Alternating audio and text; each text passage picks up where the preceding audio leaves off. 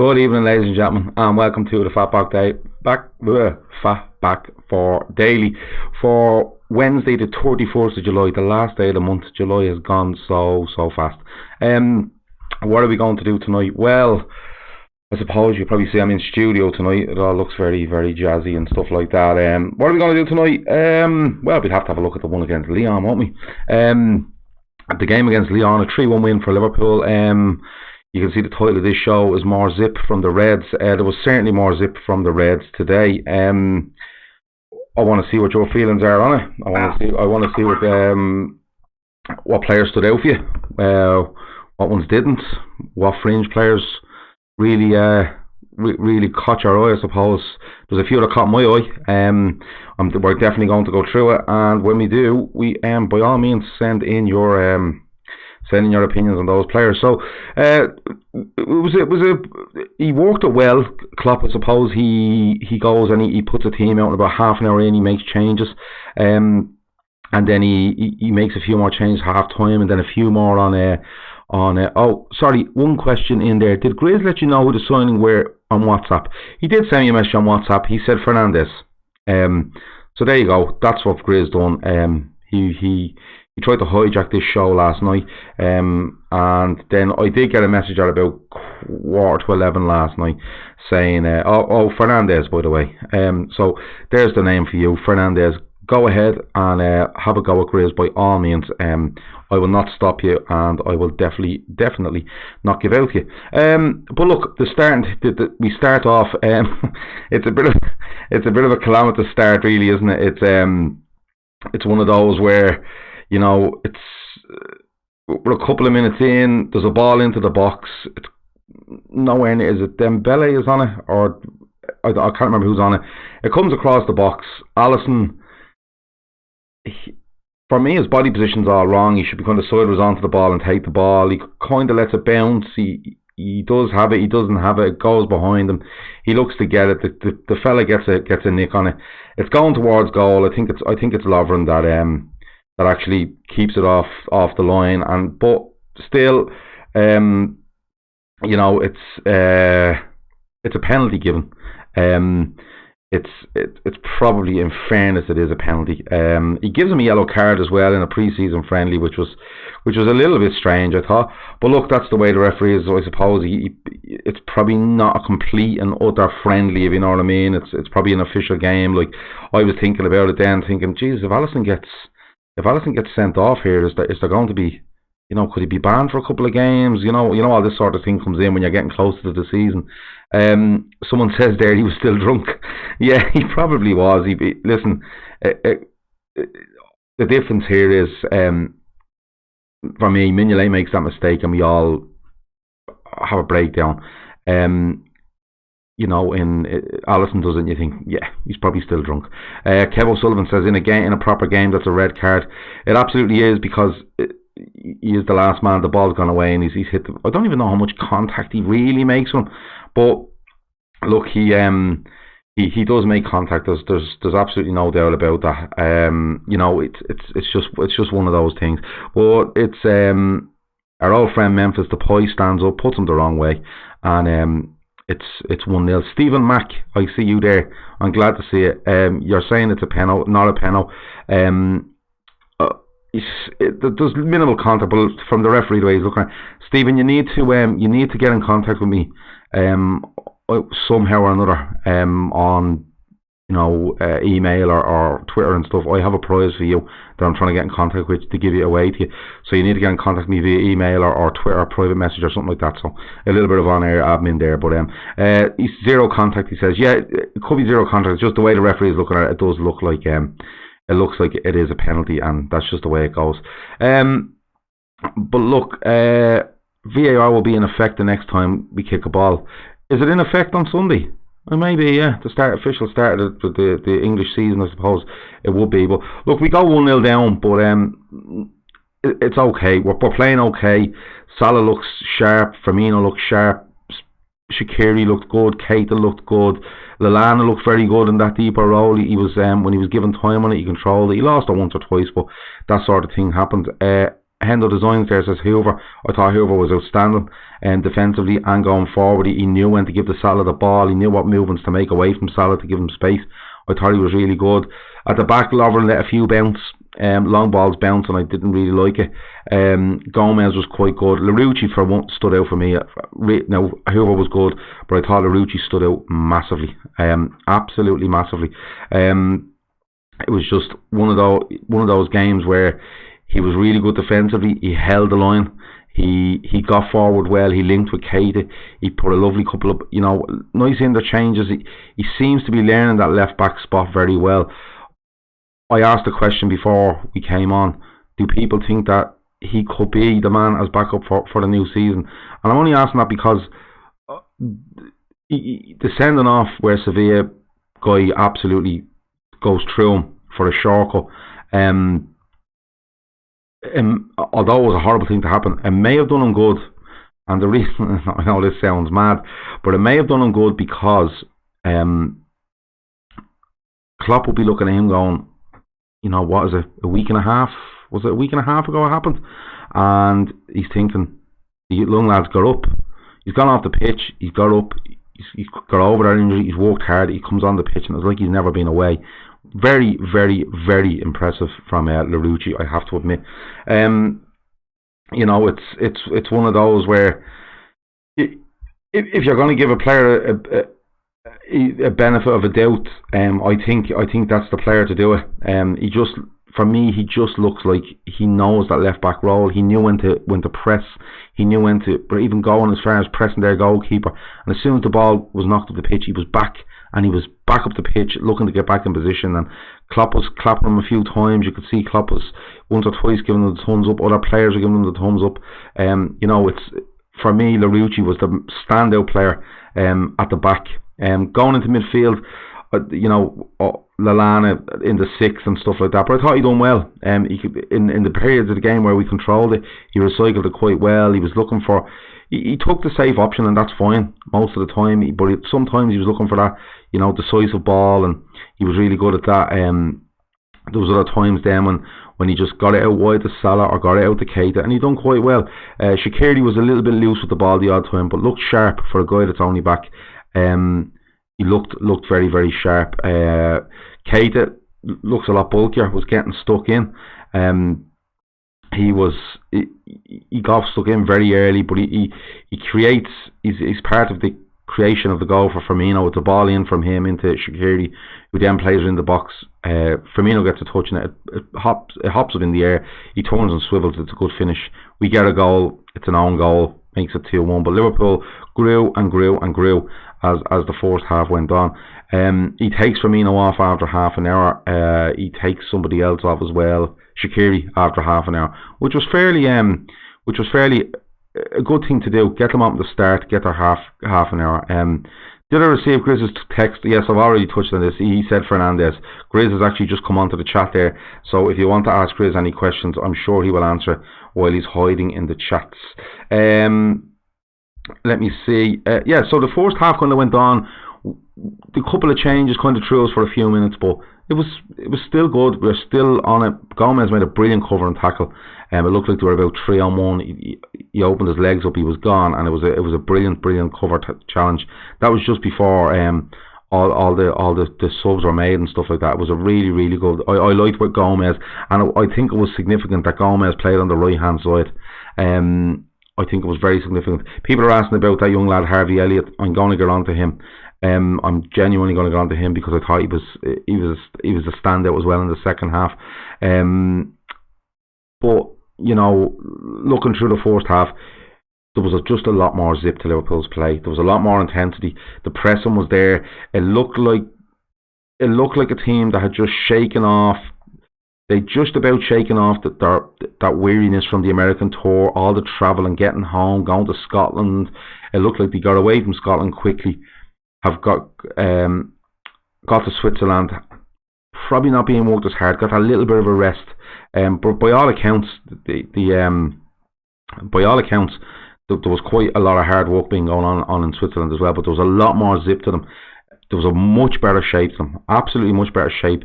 You know, bar the first couple of minutes where I think whoever gets done, when the goal happens, I think it's whoever gets done down the right hand side, a little ball in behind them. But other than that, we looked really, really good shape-wise. So it was a nice stepping stone, and me and Peter Phillips discussed this last night. When you see a shape coming together, the intensity coming together, the press was coming together. There was a lot more. The ball was being fizzed about. You know, there was a lot more. There was a lot more movement. There was up front, especially. It was something that I've noticed in the pre-season games where it's up front and it's a little bit static and a little bit get up wide and holler in the box. This was a lot more interplay, nice touches, Firmino and Salah in particular. And look, they could have had a couple more goals in the first half. The timing was just off and they were being cut offside and things like that. And the sharpness will come. But they all looked ready and rocking to go. Firmino looked way better than he looked when he came back from the summer last year. So that was it. The second half, I thought Liverpool dominated. I thought they were forced to the ball. I thought Firmino was huge, or Fabinho was huge in that. I thought he was really good when he came on in winning the ball, you know, and then he was encouraging other players like Henderson and Milner and the younger lads to get stuck in and, you know, nick that ball and break, you know. And even there was one stage the ball went in, Mignolet caught it and straight away out to Henderson, roll out to Henderson, and they're away again. Harvey Elliott. Let's have a talk about him. Harvey Elliott came on, I think, with 25 minutes to go. He didn't score. He had a couple of dribbles in the box, which were a little bit unfortunate. It didn't break from, so he could get a shot away. But the biggest thing for me was he done that former United. Is it Raphael who plays for Lyon? He's the twin that played at United, who's now grown his hair and he looks like a member of the mob. He done him on the halfway line where the ball came into him and he knows what he's doing. He flicked it over his head. Raphael had to take him out. But his awareness of where he is on the pitch, his tactical awareness when we had the ball and when we didn't have the ball was something that really, really stood out for me. It was something that really impressed me with Harvey Elliott. He has a turn of pace. He's a really good left foot on him. I was really, really, really impressed by him. He's 16 years of age. Was he 16 in April?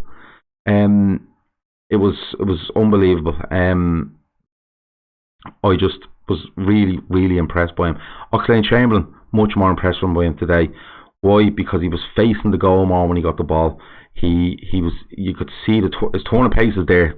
Don't be worrying about. Don't be worrying about Oxlade-Chamberlain's turn of pace. His turn of pace is absolutely there. He roasted the centre half after giving him about a 10-yard start at one stage. He gets the ball and centre half takes him down. He's clearing on goal. The ref doesn't give a free, but the pace was electrifying. Bobby Duncan done well when he come on. I thought Wilson played. I think he played 65. He gets the goal, smashing goal. Duncan plays it into him. He's about 30 yards issue, and he lets go with his left foot, and it's right in the top. Right in the top bin. It's a special goal from. People have said there. Klopp is hinting that Wilson will leave. Does somebody want to elaborate on that a bit more? Can someone give me the quote? Because I literally watched the game, left the house, came to the studio. I have a bit of work to do with regards to the opening day of the season and stuff we have to do on that. So I come over here tonight to do that. Listen, a few people have said there, share on YouTube and stuff like that.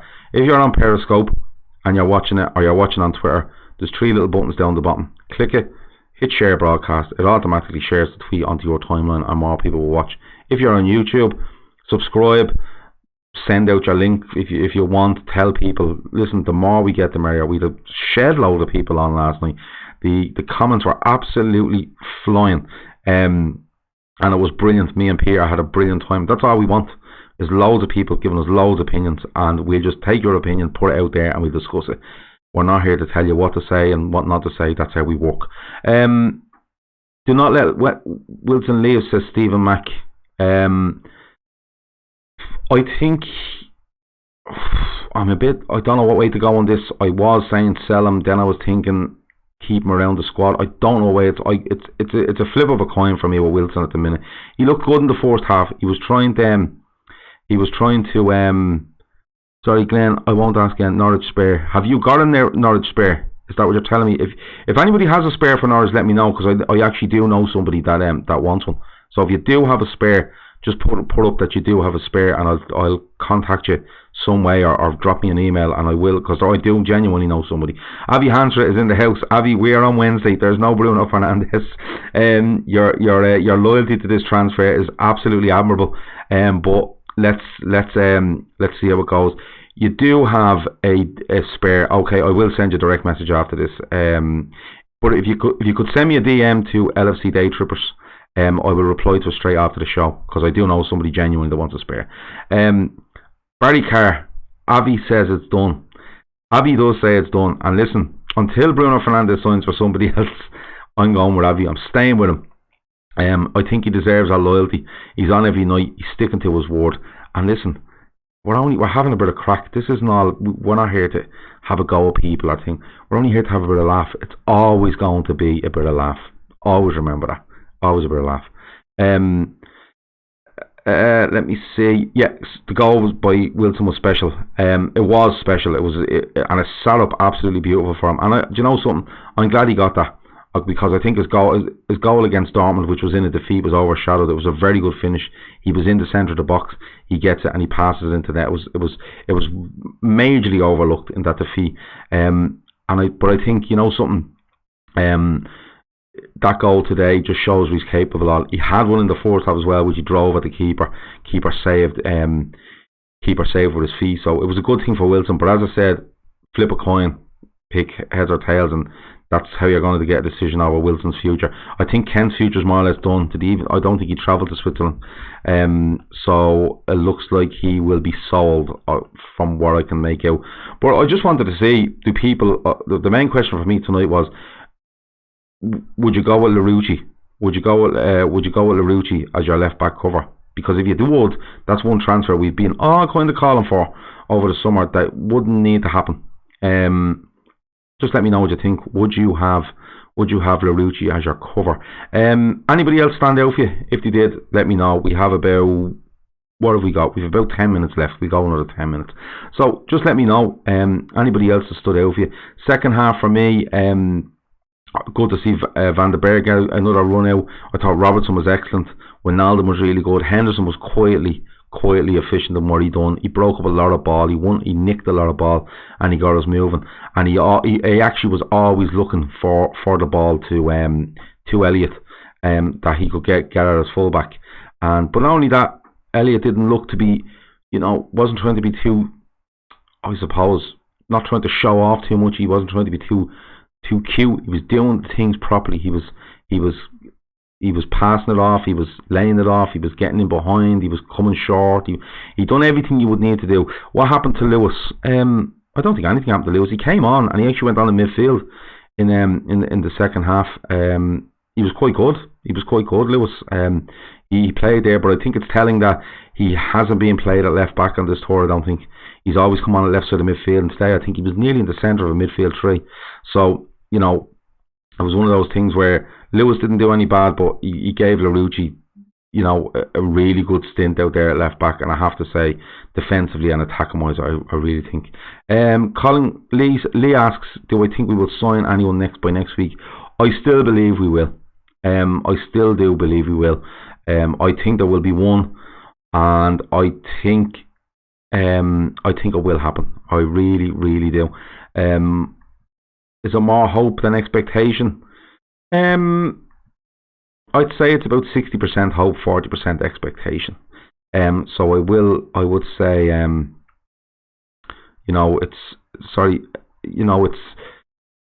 still think one happens. I genuinely do. I still think one might come up at where we go, we're in for that. If we had signed Larouci this summer and he put in the same performance, would you just think as highly of him? If we had signed Larouci this summer and he played like that, we'd be absolutely raving about him. Absolutely raving about him. Chris says Bruno on deadline day. Could happen, Chris. I'm not. Mike says I'm not too convinced by Brewster's link-up play. He was a bit shaky when he came on. He lost one or two, but I thought he done well then. I thought he done well from then on in. The one thing I'd like to see him a bit more was he seemed to he seemed to hang out with the box a little bit, especially when Trent got it a couple of times and put some really good balls in, and same with Robertson and one or two others, and Brewster seemed to be kind of hanging out 15, 16 yards from goal. When I think if he'd have got in there, he might have got more of a chance, and I might have made Lyon think a little bit more. He was just a little bit on the periphery for me. Bobby Duncan was really good when he come on. He looked full of energy and linked up with Wilson well and things like that. There was no bad performances out there. The biggest thing was every single one of them looked like they'd gone from that 70% me and Peter spoke about last night to probably in around 85%. There was a real zip about it, and it's amazing what that 10 or 15% can do. Not only your fitness, you can be as fit as anything and just not do anything. You know, you can not run and not press and I'm fit and I can last 90. But these lads, even on coming off on 65, they looked like they could go a bit more, and that was a huge thing. That was a huge thing for me. Someone says here, Brewster played with like 10 different attackers. Not his fault. I absolutely agree with you on that. I would love at some stage, and it's probably not going to happen now, but I'd love to see Brewster play with, say, Firmino, even Firmino behind him and Salah there and giving him a run. You know, I would have really liked to see that. Do we think United get the Diabala for more or less nothing? Do they drop the interest in Bruno? I'm not too sure. United have a lot of money. They always had a lot of money. But no, I think United could continue to go big, continue to go really big. The talk is today they've walked away from Leicester with regards to Harry Maguire, because the asking price is around 90 fucking million pounds for Harry Maguire. But then again, we've all seen that happen, and then something kind of gets done around 2 days before the window, and then it all happens again. North Red said if they sell Pogba, they buy Bruno. Listen, United could go out and get Diabala tomorrow. They could sign, they could do Harry Maguire for 70 million. They could get Diabala for next to nothing and still sign Bruno Fernandes. They have a serious amount of money, and they're getting to the stage where they need Champions League, because as big a club as they are, sponsorship wise, revenue wise, the whole profile gets dropped considerably when you're out of the Champions League. We've seen it for years, and you can get into a little bit of a rut. Arsenal have done it 2 seasons on the trot now. I think you can get into a rut, and it can be a very, very hard one to get out of. Juventus are getting the better of that deal. Wait and see. I don't watch a lot of Juventus bar Champions League. I do like Diabala. I do like him. I just don't think it's what United need. I don't think they're bad up front. I really don't. I think they've some good young players there that under the right coach could really, really excel. I would have thought they should be doing.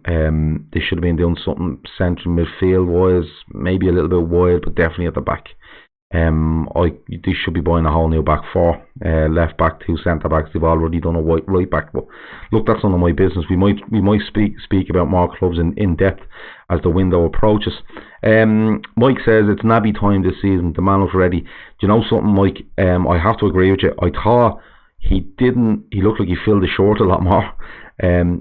His arms, his body looked bigger, his legs. He looked very fit. He looked very physical. And for somebody that on the physicality side of things maybe lacked a bit last season, he definitely didn't lack physically today. He was hitting big guys and he was hitting them hard. But on top of that, he was looking very creative. He was looking to link with the likes of Larouci, Shaqiri, Firmino. He was when the ball was being recycled by Lallana, he was the one that was coming out and more or less telling that Lallana that he wanted it. Super Al says, worried about Spurs' good signings. They will be much closer to us this time. What signing today? Ndombele? Is that it? And some guy they sent back to Leeds, unless they signed somebody I don't know about. They may have. I don't really pay attention to Spurs. But we'll have to wait and see. The season always levels out after about 15 games, then you know where we are. Can we talk about our finances? We win the Champions League, massive TV money, and then seems no money. No. We don't have no money. It's not a case of not having money. It's simply not that. We spoke last night, and Peter mentioned Mo Chatrid's it's 23 or 24 tweets long about the finances of the club. The way I look at it is, and I've said this for a while, if I think Liverpool have a list of 3 to 5 players, not 3 positions with 6 players each of them, 3 to 5 players that they will go and get if the opportunity arises. That's my opinion. I think Klopp is not going to buy for the sake of it, because the players he wants he probably can't get, and he's not going to buy token transfers. That's the way I look at it. 97 points and the European Cup is phenomenal. I think this is a phenomenal squad. The money is there. We did have to pay an awful lot of bonuses out with regards to, because that's the way our contracts look like they are. They're incentivised. But on top of that, all our sponsorship and revenue will be incentivised too. So it's just a case of, for me, Klopp is looking at the squad. He's happy with the squad. He may have a list of 3 to 5 players, and if something comes available, he will do it. I still think he does one by next week. I think he'll make a decision on it and he'll go for it. Most Keane is really good. I expect Lukaku levels of output. Has he gone to Everton? Has Pepe been confirmed to Arsenal? Dybala and Lukaku still has to be confirmed. We're getting into 7 days from the window here, lads. We really are.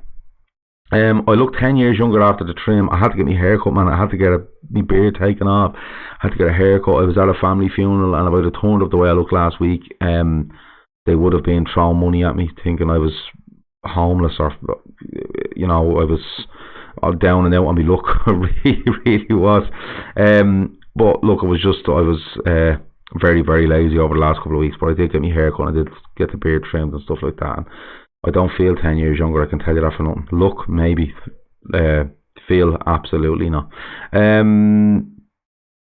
Let me see. Are they waiting for the new short deal money? There's talk of this big summer next year. Now, a lot of people will say that, and I kind of don't go with it. And that money probably wouldn't go into the financials till the following year. Listen, they're always looking for ahead, like any transfer. They're looking 12 months in advance. That's my opinion. I could be wrong, but for me, they're always 12 months ahead. They're always ahead of themselves, looking to see what they can do, looking to see what the plans are. It's just we just have to wait and see, lads. We just have to wait and see. I've just realised that I'm in Liverpool on deadline day, so that could be interesting. If any is around Liverpool next Thursday, let me know. We can certainly go for a point. If you're around Friday, let me know, and if you're around Saturday, let me know. I will be there. I will be out and about. We will listen. This show will be on every single day while I'm over there. I am going over for the game, but it's a walking trip. So yeah, we'll. If you're around, let me know. Anyone that has a spare ticket for the Norwich game, and a genuine spare ticket, if you want to send me a private message on Twitter, either on my own Twitter handle or the LFC Day Trippers, we will respond to it immediately. Yeah, that's about it. We're back tomorrow. Tomorrow is Thursday. We'll be back at 10 p.m. New sponsor starting tomorrow, the 4th of August. It's a sponsor that will be with us every day for the whole season. So that's exciting. And exciting for me and exciting for you, because there's bits to give away every week. So take note of that. And yeah, we'll go again tomorrow. Hope you enjoyed the show. Thanks for watching. Don't forget to subscribe on YouTube, follow us on Twitter, share the broadcast, send all your opinions in. That's all what we're here about. That's what we are here for. That's been the FB4 Daily. Thanks a million for watching. Talk to you tomorrow. Over and out.